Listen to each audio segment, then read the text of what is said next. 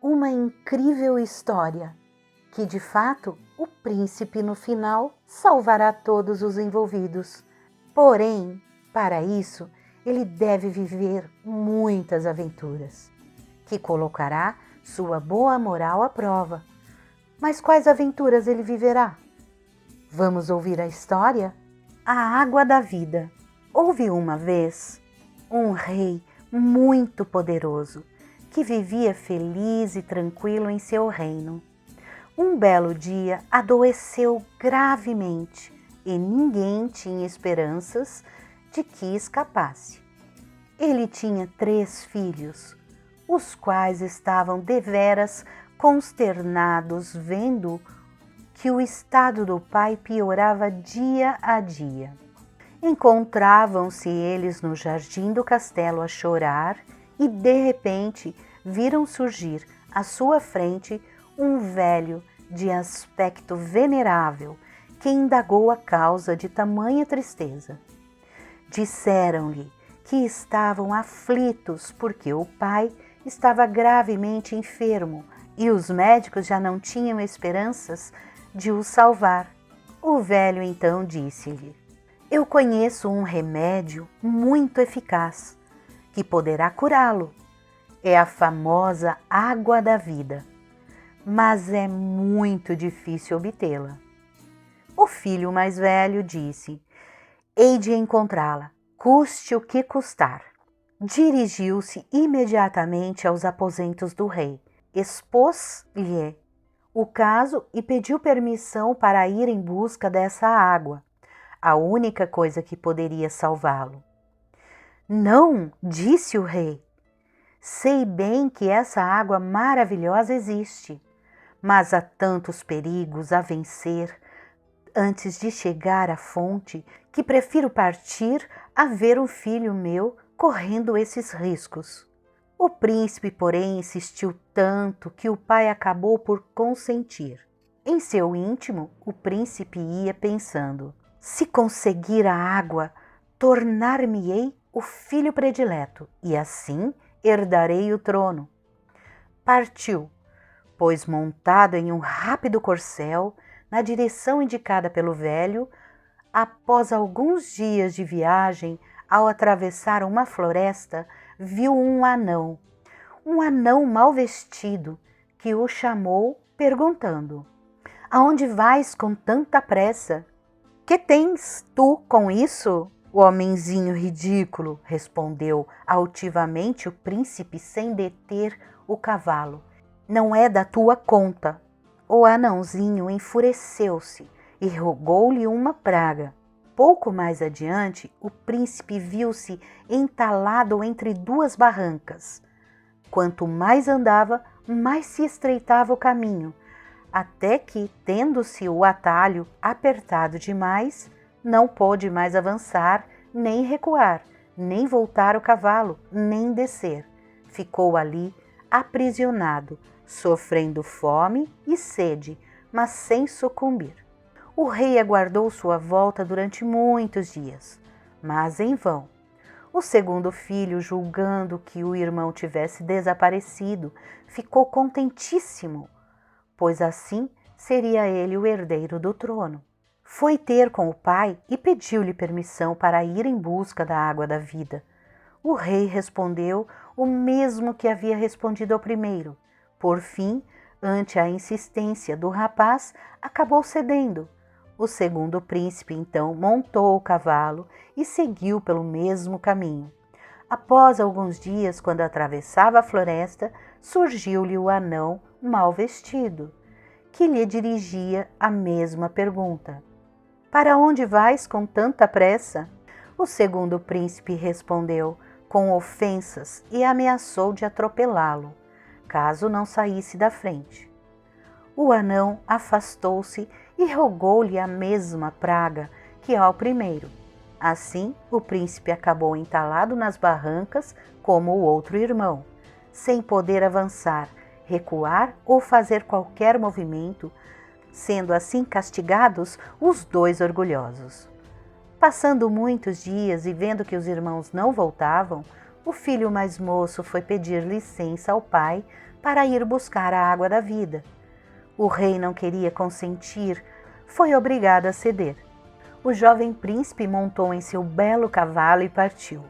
Quando encontrou o anão na floresta, que lhe perguntou aonde ia com tanta pressa, o jovem, que era delicado e amável, deteve o cavalo dizendo: "Vou em busca da água da vida, o único remédio que pode salvar a vida do meu pobre pai." "Sabes onde se encontra?" perguntou o anão. "Não", respondeu o príncipe. "Pois bem, já que me respondeste com tanta amabilidade", disse o anão, "vou indicar-te o caminho que deves tomar. Ao sair da floresta, não vá pelo desfiladeiro, que vires pela frente. Vire à esquerda e siga até encontrares uma encruzilhada. Aí siga ainda à esquerda. Depois de 2 dias de marcha, encontrarás diante de ti um castelo encantado. É no pátio desse castelo que se acha a fonte da água da vida. O castelo está fechado por um grande portão de ferro maciço, mas basta tocá-lo 3 vezes com esta varinha que te dou para que se abra de par em par. Assim que entrares, verás 2 leões enormes, prestes a lançarem-se sobre ti, para te devorar. Atira-lhes estes 2 bolos para apaziguá-los. Aí corre ao parque do castelo e vai buscar a água da vida, antes que soem as 12 badaladas, senão o portão fecha-se e tu ficarás lá preso." O príncipe agradeceu gentilmente ao anão, pegou a varinha e os 2 bolos e se pôs a caminho. E conforme as suas indicações, chegou diante do castelo. Com a varinha mágica, bateu 3 vezes no imenso portão e este abriu-se. Ao entrar, os 2 leões arremessaram-se contra ele de bocas escancaradas, mas apaziguou-os atirando-lhes os bolos, e assim não sofreu mal algum.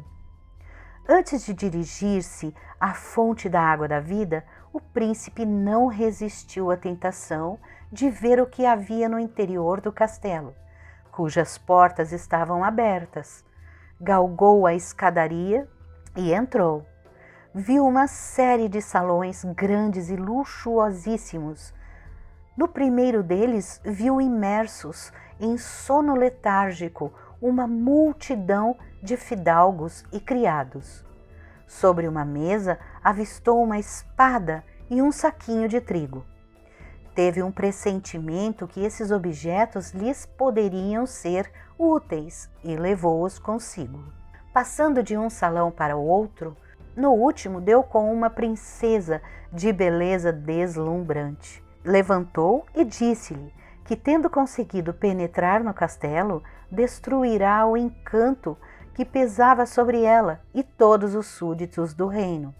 Mas o efeito do encantamento só cessaria mais tarde. "Dentro de 1 ano, dia por dia", disse ela, "se voltares aqui, serás meu esposo." Depois indicou-lhe onde estava a fonte da água da vida e despediu-se dele, recomendando-lhe que se apressasse para poder sair do castelo antes de o relógio da torre bater as 12 badaladas do meio-dia, porque nesse momento exato os portões se fechariam. O príncipe percorreu em sentido inverso os numerosos salões por onde passara, até que um deles viu uma belíssima cama com as roupas muito alvas e recendentes. Como estava cansadíssimo da longa caminhada, sentiu-se tentado a descansar um pouco. Deitou-se para tomar um breve repouso e adormeceu. Felizmente mexeu-se e fez cair no chão a espada que colocara ao seu lado. O barulho despertou-o em tempo, pois perdendo a hora ficaria prisioneiro no castelo. Levantou-se depressa, faltava apenas 1 minuto para o meio-dia e mal teve tempo de correr ao parque. encher um frasco com a preciosa água e fugir. Transpondo os batentes da entrada, soou o relógio. Dando o meio-dia, o portão fechou-se com estrondo e tão rapidamente que ainda apanhou um tacão do príncipe, arrancando-lhe uma espora. O príncipe estava no auge da felicidade por ter conseguido a água milagrosa que salvaria a vida do seu amado pai. E ansioso de ver-se no palácio, pulou sobre a sela e partiu a galope. Na floresta encontrou o anão no mesmo lugar, o qual, ao ver a espada e o saquinho de trigo, lhe disse: "Fizeste bem em guardar esse precioso tesouro. Com essa espada poderás sozinho vencer os exércitos mais numerosos, e com o trigo desse saquinho terás todo o pão que quiseres, e nunca se lhe verá ao fundo." Encantado por conhecer os dons prodigiosos da espada e do saquinho, estava, contudo, apoquentado com a ideia da desgraça dos irmãos. Perguntou ao anão se não poderia fazer algo por eles. "Posso", respondeu o anão. "Ambos estão pouco distantes daqui, entalados entre barrancas muito apertadas. Amaldiçoei-os por causa do seu orgulho e insolência." O príncipe rogou encarecidamente que lhes perdoasse e os libertasse, e tanto insistiu que o anão cedeu às suas súplicas. "Mas advirto-te que te arrependerás", disse o anão. "Não te fies neles. São de mau coração. Liberto-os apenas para te ser agradável." Assim dizendo, o anão fez as barrancas se afastarem, deixando-os entalados em liberdade. Pouco depois, reuniram-se ao irmão que os estava esperando. Muito feliz por os tornar a ver, o príncipe logo lhes narrou as suas aventuras e disse-lhes que daí a 1 ano voltaria novamente ao castelo para desposar a maravilhosa princesa e reinar com ela sobre um grande país. Depois puseram-se os 3 a caminho de regresso para casa. Atravessaram um reino que estava assolado pela fome e pela guerra. Estando o rei já desesperado de poder salvar-se e ao seu povo, o bom príncipe então confiou ao rei o saco de trigo e a espada mágica. Com esses objetos, o rei conseguiu derrotar os exércitos invasores e encher todos os celeiros até o forro do precioso cereal. O príncipe tornou a receber a espada e o saquinho, e os 3 irmãos continuaram na viagem. Para encurtar caminho e rever mais depressa o pai, resolveram tomar um navio.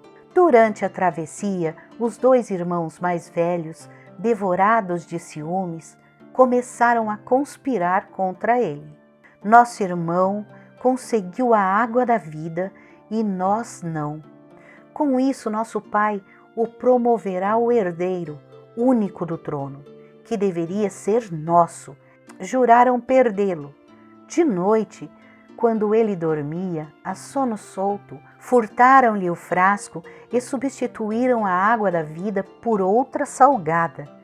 Tentaram também roubar-lhe a espada e o saquinho de trigo, mas quando ia apoderar-se deles, os objetos desapareceram de repente.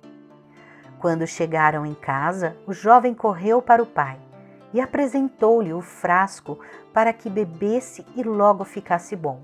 O rei mal engoliu alguns goles daquela água salgada, achou o gosto horrível e piorou sensivelmente. Estava ele se lastimando quando chegaram os 2 filhos mais velhos e acusaram o irmão de ter querido envenenar o pai. Eles, porém, traziam-lhe a verdadeira água da vida e lhe ofereceram. Apenas bebeu alguns goles, pôde logo levantar-se do leito, cheio de vida e de saúde, como nos tempos de sua juventude. O pobre príncipe, expulso da presença do pai, entregou-se ao maior pesar. Os 2 mais velhos vieram ter com ele, rindo muito disseram-lhe: pobre tolo, tu tiveste todo o trabalho e conseguiste encontrar a água da vida, mas nós tivemos o proveito. Devias ser mais esperto e manter os olhos abertos. Enquanto dormia, a bordo trocamos o frasco por outro de água salgada. E poderíamos, se quiséssemos, ter-te atirado ao mar, para nos livrarmos de ti. Mas tivemos dó. Livrar-te, contudo, de reclamar ao nosso Pai, que não te aceitaria se disseres uma só palavra, não nos escapa, perderás a vida. Também não penses em ir desposar a princesa daqui a 1 ano, ela pertencerá a um de nós 2. O rei, muito zangado com o filho mais moço, julgando que o tivesse querido envenenar, convocou, portanto, os seus ministros e conselheiros e submeteu-lhes o caso, que o príncipe merecera a pena máxima, e o rei decidiu que fosse levado secretamente para a floresta. E partindo o moço para a caça sem suspeitar de nada, um dos criados do rei foi encarregado de o acompanhá-lo e acabar com ele como se fosse um acidente. Quando chegaram ao lugar destinado, o criado, que era primeiro caçador do rei, estava com um ar tão triste que o príncipe indagou a razão daquilo. Que tens, caro caçador? Proibiram-me de falar, mas devo dizer tudo, respondeu o caçador. Dize, então, o que há, nada temas. Estou aqui por ordem do rei e devo errar a mira, acertando em vós. O príncipe sobressaltou-se, mas disse: meu amigo, deixe-me viver, dar-te-ei meus belos trajes em recompensa, e tu me darás os teus, que são mais pobres. Em comum acordo, o príncipe vestiu as roupas do caçador, e o caçador ficou encarregado de levar as roupas do príncipe como prova de que havia executado a ordem. Em seguida, o príncipe abandonaria para sempre o reino. Assim fizeram. Pouco tempo depois, o rei viu chegar uma embaixada faustosa do rei vizinho, incumbida de entregar ao bom príncipe os mais ricos presentes, em agradecimento por ter ele salvo o reino da fome e da invasão do inimigo. Diante disso, o rei pôs-se a refletir: meu filho seria inocente? E comunicou aos que o serviam: como me arrependo de ter mandado acabar com ele! Ah, se ele estivesse por aqui! Então, encorajado por essas palavras, o caçador revelou a verdade. Disse ao rei que o bom príncipe estava com vida, mas em um lugar ignorado. Imediatamente o rei mandou um arauto proclamar em todo o país que considerava o filho inocente e que desejava imensamente que ele voltasse para casa. Mas a notícia não chegou ao príncipe. Encontrara seu amigo anão, que lhe dera ouro suficiente para poder viver como um filho de rei. Nesse interim, a princesa do Castelo Encantado, que ele livrara dos sortilégios, mandara construir uma avenida toda calcetada com chapas de ouro maciço e pedras preciosas, a qual conduzia diretamente ao castelo, explicando aos seus vassalos: o filho do rei será meu esposo, não tardará a chegar, virá a galope bem pelo meio da avenida.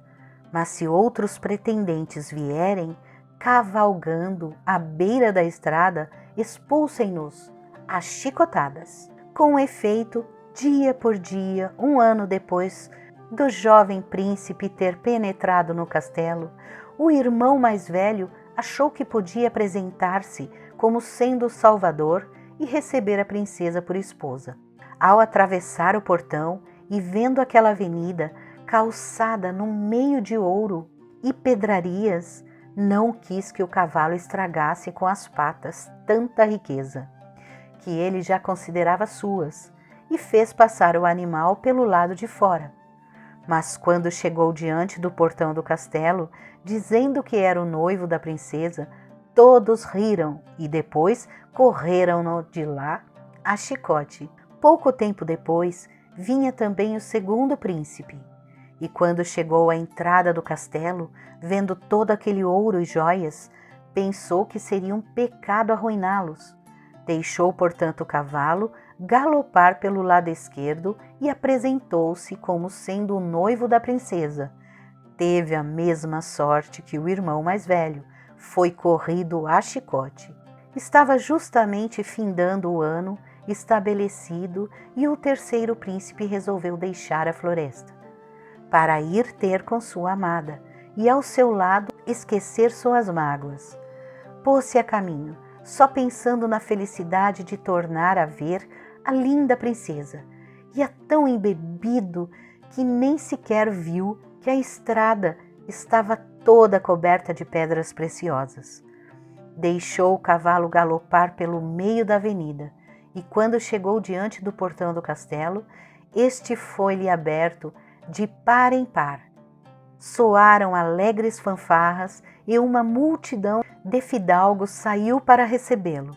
Dentro em pouco, apareceu a princesa, deslumbrante de beleza, que o acolheu cheia de felicidade, declarando a todos que ele era seu salvador e senhor daquele reino. E as núpcias foram imediatamente realizadas em meio a esplêndidas festas.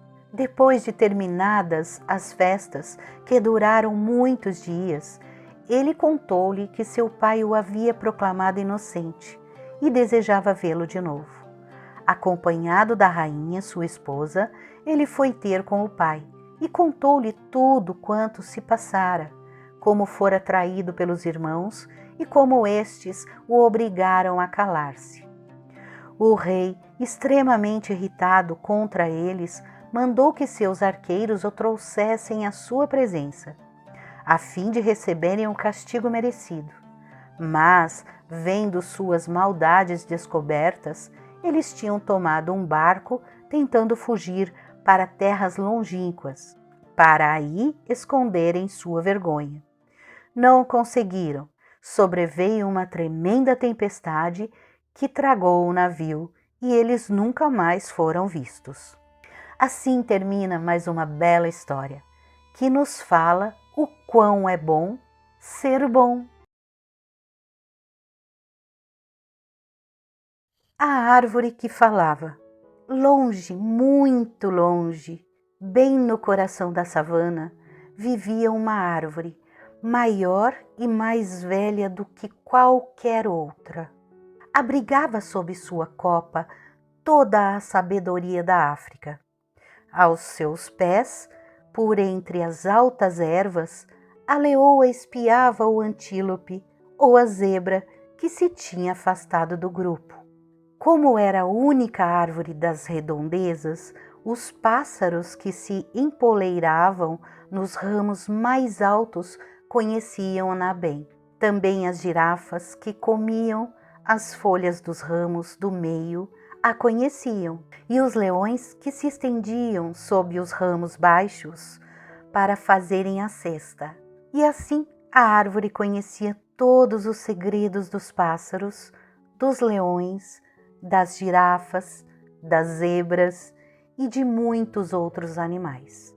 É que ela escutava com todas as suas folhas. Até os homens vinham sentar-se debaixo da árvore no momento das grandes decisões, discutindo os assuntos sérios à sombra dos seus ramos. A árvore sabia mais sobre o povo dos homens do que o mais velho dos anciões e o mais sábio dos sábios, porque ela sabia calar-se enquanto eles gostavam de falar. Mas a árvore não guardava para si o seu saber. Aqueles que tinham os ouvidos atentos, ela murmurava em confidência as respostas a muitas questões. Quando os seus filhotes estavam suficientemente grandes para voar, as andorinhas, as cotovias e os estorninhos tinham por hábito levá-los até a árvore. Ao cair da noite, a árvore enchia-se de piados. Passado algum tempo, com 3 picadas, os pais faziam calar os mais tagarelas, e cada um escutava o murmúrio que subia da raiz mais profunda até o raminho mais alto. No dia seguinte, os jovens sabiam um pouco mais da arte de voar em zigue-zague para enganar as aves de rapina que mergulham sobre as presas. E a águia regressava às montanhas de mãos abanando, perguntando-se por que milagre todos os passarinhos daquele canto da savana tinham se tornado de repente tão espertos. E cada girafinha que partia a mascar um punhado de folhas da árvore ficava a saber um pouco melhor como evitar a leoa que a caçava. E misteriosamente cada leãozinho, depois da cesta ao pé da árvore, desconfiava um pouco mais do riso da hiena, que rondava à procura de uma presa fácil. Mas os homens, esses partiam, tão sisudos e estúpidos como tinham vindo, e sua tagarelice nada lhe tinha ensinado, porque não sabiam escutar. Eram orgulhosos e arrogantes, incendiavam a savana com os seus fogos e matavam mais animais do que aqueles que precisavam para se alimentar. Lutavam uns com os outros. A árvore falava-lhes como a todos, mas os homens não a escutavam. Por causa deles, a árvore ficou triste. Pela primeira vez, sentiu-se velha e cansada. Se pudesse, ter-se-ia deitado para esquecer. Mas quando se é árvore, é preciso ficar de pé a recordar. Foi então que suas folhas amarelaram e secaram, e em breve ficou nua no meio da savana. Os pássaros começaram a desdenhar dos seus ramos, e os leões e as girafas também, porque ela deixou de lhes falar. E todos diziam que ela estava morta. Por muito tempo, a árvore seca ficou de pé, e parecia que nada viria alguma vez a mudar. Os pássaros de rapina das montanhas estavam contentes, e as hienas riam-se. A leoa perdeu um leãozinho, a girafa uma girafinha, e a andorinha 3 passarinhos que mal sabiam voar. Mas, uma manhã, veio um pequeno homem com um ar decidido. Tinha o olhar de uma criança, e esse olhar não refletia nem fogo nem maldade. As suas mãos nem arco nem lança. Contudo, era um homem. Parou ao pé da árvore seca, estendeu os braços e com as pontas dos dedos tocou no tronco muito devagar, bem de leve, como se acordasse alguém que dorme. A copa estremeceu e a voz do pequeno homem subiu ao longo da árvore, terna como um cântico muito antigo. O homem falava à árvore, cheio de simplicidade. Depois calou-se e, encostando a orelha ao tronco, e escutou. O vento nos ramos parecia formar palavras e frases, e quanto mais a árvore falava, mais a expressão do homem se iluminava. Quando a árvore terminou, o homem partiu. Quando voltou, trazia um machado aos ombros. Uma vez perto da árvore, levantou a cabeça em direção aos ramos e murmurou algumas palavras em tom de desculpa. Depois, firme nas suas pernas, com o cabo do machado bem preso às mãos, começou a cortar o tronco. E a madeira ressoou na savana, até aos limites do deserto e das montanhas. Cada pássaro, cada leão, cada girafa reconheceram a voz da velha árvore. Em conjunto correram para junto dela, mas apenas encontraram um cepo e algumas aparas espalhadas pelo solo. É que o pequeno homem, ajudado por alguns da sua aldeia, tinha levado a árvore até sua casa. E com medo dos homens, os animais não se atreveram a segui-lo. Uma vez chegada à aldeia, o homem pôs-se a trabalhar. Tinha uma grande ideia.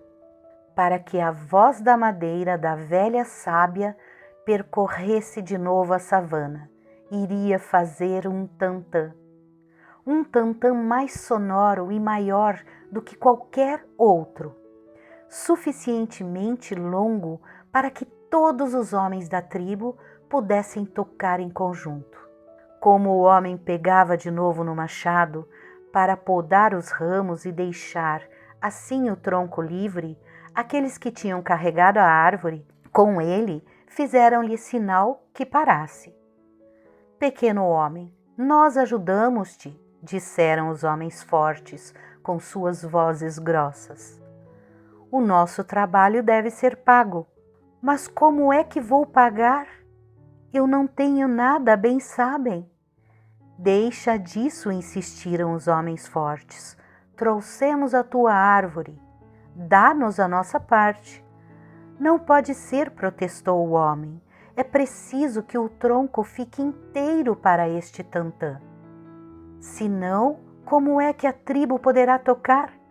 Os homens obstinavam-se a reclamar a sua parte da madeira, e o assunto foi levado ao conselho dos anciões. Era uma assembleia de homens muito velhos e muito tagarelas, sempre prontos a pronunciar uma sentença ou um julgamento, tanto a propósito do conhecimento como do que ignoravam. Nada lhes agradava mais do que reunirem-se quando lhes pediam um conselho, e também quando não lhe pediam. Ora, o conselho tinha por hábito reunir-se debaixo da grande árvore, e os velhos sentiam-se desamparados, pois a árvore tinha sido cortada. O mais velho dos anciões, um pequeno velhinho com face enrugada, como uma ameixa seca, agitou o cachimbo por cima da cabeça e tomou a palavra. O conselho não se pode reunir por falta de um lugar adequado. E expeliu uma baforada do seu cachimbo. Os outros membros do conselho, sentados em círculo, aprovaram com um movimento de cabeça, expeliram cada um uma baforada do seu cachimbo e guardaram silêncio. Os homens fortes, que queriam a sua parte da árvore, e o pequeno homem, que nada queria, não sabiam o que fazer. Impaciente por começar o trabalho, o homem avançou para dentro do círculo, curvou-se respeitosamente diante do mais velho dos anciões. Digam-me apenas se posso começar o meu trabalho. Já estáis aqui reunidos? Ah, não, é verdade que estamos aqui, respondeu o ancião, mas o conselho não está reunido. Por isso não pode dar a sua opinião. Expeliu uma outra baforada e calou-se. Os homens fortes, impacientes por levar a madeira que lhes cabia, inclinaram-se por sua vez diante dos anciões e disseram: digam-nos apenas se podemos pegar a nossa parte. O ancião nem se deu o trabalho de responder. Limitou-se a expelir uma baforada do cachimbo e permaneceu em silêncio. Mas o mais forte, que também era o mais impaciente, deu um passo em frente. De imediato, o velho homem largou o cachimbo e, com uma voz trêmula, acrescentou precipitadamente: o conselho vai reunir para decidir onde terá lugar ao próximo conselho. O discurso enfadonho que se seguiu poderia ter durado até ao final dos tempos, e se o conselho não tivesse acabado por decidir, que decidiria mais tarde. Em seguida, os velhos aconselharam o pequeno homem a dar aos homens fortes o que eles pediam. Depois reclamaram por sua vez um pedaço da árvore, como recompensa pelo sábio conselho. E o pequeno homem assim o fez, porque era costume dar uma prenda aos anciões como agradecimento pelos seus conselhos. E cada um se apressou a serrar, a rachar e a atar. E o pedaço da árvore não tardou a transformar-se em toras e feixes para queimar. Os homens acendiam fogueiras à volta da aldeia para manter afastados os animais selvagens. Ignoravam que os animais tinham ainda mais medo deles do que das suas fogueiras. Um pouco desiludido, o pequeno homem reparou na diminuição do tronco, mas disse para si mesmo que, apesar de tudo, ainda dava para fazer um bom tantã para a tribo. Lançou-se ao trabalho cheio de coragem. O machado, no entanto, não era muito adequado para descortiçamento, por isso decidiu ir à casa de um vizinho pedir emprestado um podão, cuja lâmina curvada faria melhor o serviço. Como era hábito, o vizinho estava a fazer a cesta e o pequeno homem acordou-o para lhe fazer o pedido. — Ah, és tu?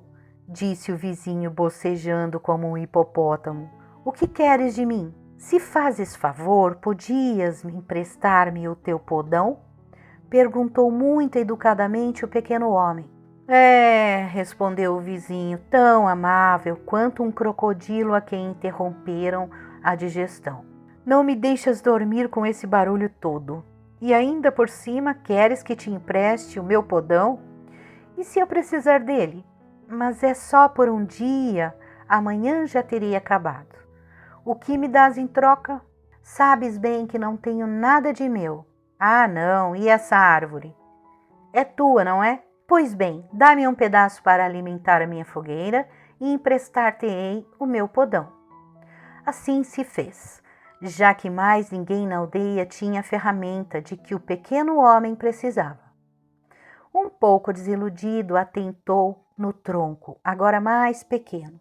No entanto, havia ainda madeira para fazer um tantã para a tribo. Lançou-se ao trabalho, cheio de coragem, e o descortiçamento depressa terminou. Mas quando quis cavar o tronco, apercebeu-se de que não tinha cinzel para o fazer. De certeza o vizinho tinha um, mas será que lhe emprestaria sem reclamar mais um pedaço da árvore? Infelizmente, mas ninguém da aldeia tinha cinzel. E era preciso acordar novamente o hipopótamo amável como um crocodilo. Tu outra vez? Bocejou o vizinho. O que queres? Desculpa, disse o pequeno homem com sua voz gentil. Vim devolver-te o podão e pedir-te em troca um cinzel, se fazes o favor. Em troca, zombou o vizinho. Não há troca nenhuma, porque o podão é meu. Dai-me um pedaço de madeira para a minha fogueira e eu emprestar-te-ei meu cinzel. Assim feito. E o pequeno homem, um pouco desiludido, atentou no tronco muito curto. Ainda podia fazer um bonito tantã, não para toda a tribo, mas mesmo assim um bonito tantã. Cheio de coragem, meteu a mão à obra e depressa cavou o tronco. Faltava apenas endurecê-lo ao lume, para que fosse mais sólido e para que o seu som chegasse mais longe. Mas o pequeno homem não tinha fogueira e já havia dado tanta madeira aos outros que não possuía o suficiente nem para atear uma fogueira. Claro que a fogueira do vizinho crepitava um pouco mais longe, mas não ousava acordá-lo pela terceira vez. Foi então pedir aos homens fortes, que faziam uma grande fogueira, a permissão de passar o seu tantã pelo fogo. De acordo, disseram eles, mas com a condição de pôres uma acha na nossa fogueira, como todos fazem. Mas já não tenho madeira, já vos dei tudo, respondeu. Ah, sim, e isso aí não é madeira? Perguntou o mais forte dos homens fortes, indicando o pequeno tantã. Com muita tristeza na alma, o pequeno homem teve de se resolver a cortar um pedaço do tantã, antes mesmo de lhe ter ouvido a voz. E quando pensou naquilo que lhe restava do imenso tronco que a árvore lhe tinha dado, esteve quase para se sentar a chorar e abandonar o seu belo projeto. Mas caiu de novo em si e disse para si mesmo que, apesar de tudo, se não chegasse para um tantã, chegaria para fazer um tambor. Cheio de coragem, meteu mãos à obra e que restava do tantã foi rapidamente convertido em tambor. Mas o pequeno homem percebeu que lhe faltava uma pele de cabra para o tambor. Partiu então à procura do rebanho de cabras. A menina que as guardava era ainda quase uma criança, e o pequeno homem pensou que seria mais fácil falar com ela. Bom dia, disse a criança. Bom dia, respondeu ela. És tu que dás madeira a toda a gente em troca de uma ferramenta? Sim, quer dizer, começou ele. O que queres de mim? Interrompeu a criança. Apenas uma pele de cabra, uma daquelas que tens por aí. Mas já não tenho madeira para te dar. É pena, disse a menina. Justamente também eu necessito de um pouco de madeira. Para afastar os leões do meu rebanho, não há nada melhor do que uma boa fogueira, disseram-me os anciões. Oh, por favor, me dê uma pele. Bem vejo que não te fazem falta, suplicou o pequeno homem. Pelo contrário, as minhas peles troco-as por madeira, retorquiu a criança. E como mais ninguém na aldeia tinha peles de cabra, o homem foi obrigado, mais uma vez, a cortar um pedaço do tambor. A pele de cabra era dura e seca, frágil como concha. Antes de a colocar no tambor, era preciso macerá-la, fervê-la, esticá-la, batê-la, para a tornar mais suave e tão sólida como o couro. Só faltava levá-la ao curtidor. Aquele que curtia todas as peles da tribo morava sozinho fora da aldeia, perto do rio. O seu trabalho requeria muita água, e os outros não teriam querido que ele se instalasse perto, devido ao cheiro insuportável das peles molhadas. Mas por mais longe que o curtidor morasse, também ele tinha ouvido falar da árvore abatida. Por sua vez, reclamou uma parte como prêmio do seu trabalho. Mas já não há nenhuma árvore, lamentou-se o pequeno homem. Ficou apenas um tambor. De acordo, concluiu o curtidor. Contentar-me-ei com um bocado do tambor. E o pequeno homem cortou e deu-lhe a madeira. E a pele foi curtida, seca e ficou pronta a ser colocada no tambor. Quando quis esticá-la, deu-se conta de que lhe faltava uma corda para o fazer. Foi então à procura daquele que na aldeia melhor sabia entrançar. É que a corda que estica a pele de um tambor tem que ser sólida. Tal como os outros, entrançador de cordas pediu um pouco de madeira. Apesar dos seus protestos e lamentos, o pequeno homem nada conseguiu, e o tambor ficou ainda menor. O pequeno homem regressou à casa perturbado, com a corda no ombro. Ao ver o tambor tão pequeno, perguntou-se se teria valido a pena o trabalho. Depois, recordou a árvore que se erguia no meio da savana. Lembrou-se da promessa que lhe tinha feito e a coragem voltou-lhe. Depressa a pele de cabra foi colocada no tambor, em arco e muito esticada por uma rede de nós sólidos e complicados. O homem olhou para o seu tambor, finalmente pronto. Claro que era um tambor muito pequenino, bem diferente daquele tantã que ele queria ter talhado e no qual toda a tribo teria tocado em conjunto. No entanto, o homem não ficou decepcionado, porque era um belo tambor, esculpido, polido, suficientemente largo para suas pequenas mãos e suficientemente grande para lhe caber entre os joelhos. Então o homem quis experimentá-lo. Com as palmas e os dedos pôs-se a tocar. E a voz que saía deste tambor, tão pequenino, que mais parecia um tambor de criança, era ampla e vasta e profunda como a floresta. O homem sentiu-se arrebatado e suas mãos continuaram a tocar. E a voz imponente do pequeno tambor estendeu-se a toda a aldeia e a savana inteira. Um por um, todos da tribo se aproximaram dele. Tinham vindo todos, desde o mais ancião dos anciões, a pequena guardadora de cabras, do mais forte dos homens ao vizinho crocodilo. Tinham deixado as suas fogueiras, as suas conversas enfadonhas e as suas cestas para formar um círculo em redor do pequeno tambor. E fazia silêncio. Do pequeno tambor elevavam-se palavras e frases que diziam toda a savana. O medo da zebra, que foge à zagaia, do caçador ávido, o sofrimento da erva que curva perante a chama acesa pelo homem, a doçura do vento que murmura nos ramos da árvore. E os homens escutavam.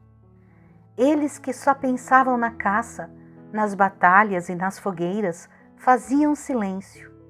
Assim, até os limites da montanha e do deserto. Cada pássaro, cada leão e cada girafa reconheceram a voz da velha árvore.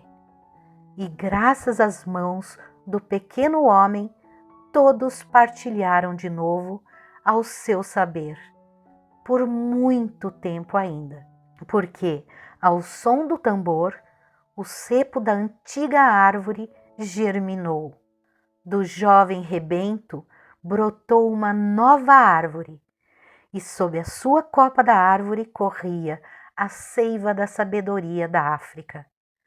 A seus pés, por entre as ervas altas, a leoa espiava o antílope, ou a zebra, que se tinham afastado do grupo. Os pássaros que se empoleiravam nos ramos mais altos conheciam-na bem, e as girafas que comiam as folhas dos ramos do meio, e os leões que se estendiam sob os ramos mais baixos para fazerem a cesta. Até os homens. Todos ouviram a voz da velha e sábia árvore, trazendo assim a harmonia tão sonhada à savana de volta. Olá, amiguinhos! Estão gostando das historinhas? Então deixe um like, se inscreva no canal, aperte o sininho para mais vídeos. Gratidão, muita luz!